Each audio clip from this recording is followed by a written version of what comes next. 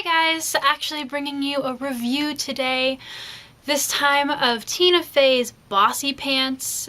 This is a non-fiction memoirish type of book, and I've been doing a lot of those lately, and that's kind of weird for me, so apologies, I suppose. I wanted to read Yes Please and Bossypants this year for my Pop Sugar Challenge, and I have now completed that part of the challenge. And that was interesting because Yes Please and Bossypants. Yes Please is by Amy Poehler. If you missed my review of that, that's been out. But I listened to them both as audiobooks, and in terms of like the comedian that I like to watch skits of more than the other, I actually like watching Tina Fey perform more than Amy Poehler. I don't really have a reason for that, but I just have watched in the past more Tina Fey than Amy Poehler. So I expected to like Bossypants more than Yes Please, purely on that fact, because I also knew that I would be listening to them both as audiobooks, and I thought that actually hearing them talk to me would alter that perception. And as it turns out, I think I actually liked Yes Please more than I liked Bossypants. And I'm going to talk about why that is in a second. I didn't dislike Bossypants at all. It's not what I'm saying. Tina Fey is very funny. She makes me laugh. And I loved listening to it on audiobook. I think that especially with books written by comedians and stuff like that, their abilities are in their voices and in the way that they can make themselves be funny and act funny. And yes, there is an element of seeing that goes on with stand-up comedy and stuff like that, but they translate it really well over audio, and I think a lot of the jokes might have fallen a bit flatter for me if I hadn't been listening to the audiobook. So if the question is between audio or physical copy, I definitely recommend the audio for these ladies, just because of that fact alone. I had some audience expectations going into Bossypants, and when Michaela reviewed this book earlier this year, she actually called her video on audience expectations in Bossypants, because that's definitely a thing. And I had watched that video a while, like when she put it out, I always watch her stuff and then kind of forgotten about it, and then when I remembered, I didn't want to watch it until after I had read it myself, so that wouldn't color my interpretation of the book. But that is a big deal.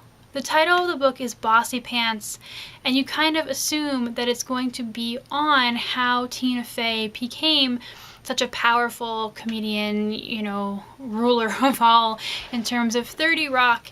And at one point during the book, Tina actually says, you know, I'm so sick and tired of being asked that question, and I hate answering it.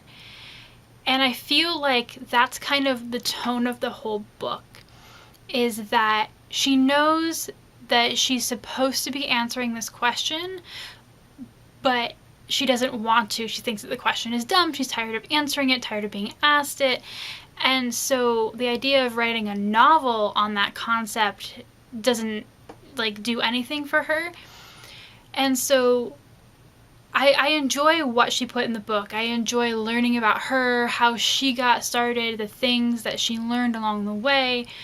But if you were expecting to become a Bossypants, to figure that out, there really isn't much in the way of that until the end when she addresses it and said, this is a dumb question. Like, it really, and I mean it is.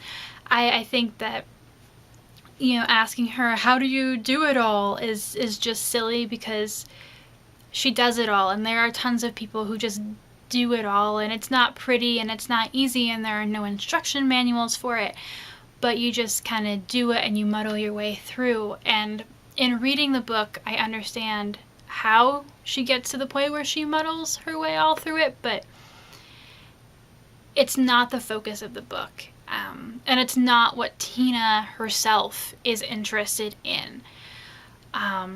So in terms of my issue with Yes Please was that there wasn't like a narrative arc to it. It was just like a chapter of story, and it was funny and I enjoyed it.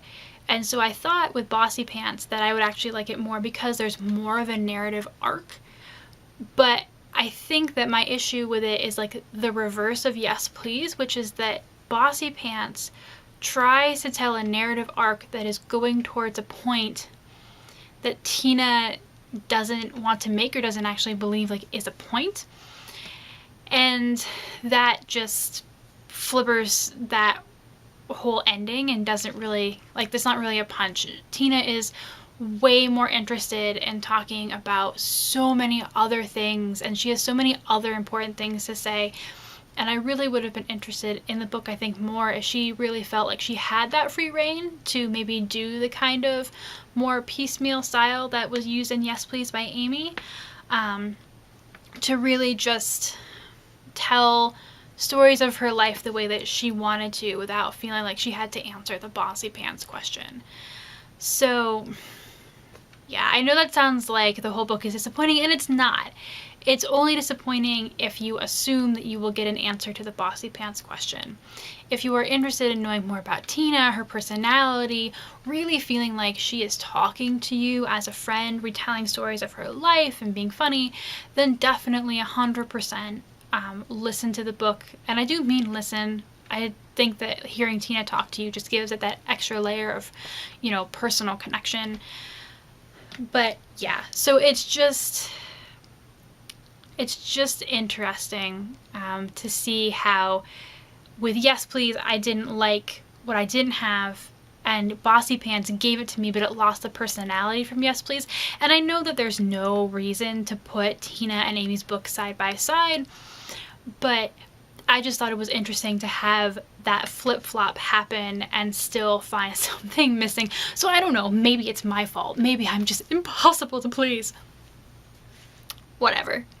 I just thought it was funny. And it really articulates that, you know, I enjoyed Yes Please more. And there may not have been that narrative arc, but there's just books need personality. Narrative or no narrative, you know, point or no point, the personality of a book is what stays with you afterward. And it's certainly not saying that Bossypants didn't have personality, because I love Tina Fey and I love her now, and I loved listening to that book and laughing, but there's definitely a more lasting impact that will last from Yes Please, just because, you know, it might not have had a narrative point, but, you know, Amy was in love with every story that she was telling, and, you know, each thing had its own point for her. So that's how I feel about that. Again, if there's a choice between physical or audio, listen to the audiobook. If you're wondering, should I listen to it or not, listen to it for sure, especially if you like Tina Fey, if you know, want to hear some stuff about her life and what she's been through, and there certainly will be life lessons sprinkled in there. Maybe just not the cumulative one that you expect, but does that matter in the end? How can you expect someone whose life isn't over to write like a story with a cumulative end? And also, our lives don't have cumulative ends. We're actual human beings. The novel Freytag pyramid structure thing doesn't work for us. So, yeah. Alright, I'm done. I'll be back next week, I promise. Hopefully, fingers crossed. Here we go, guys. Life. Thanks, guys. Bye.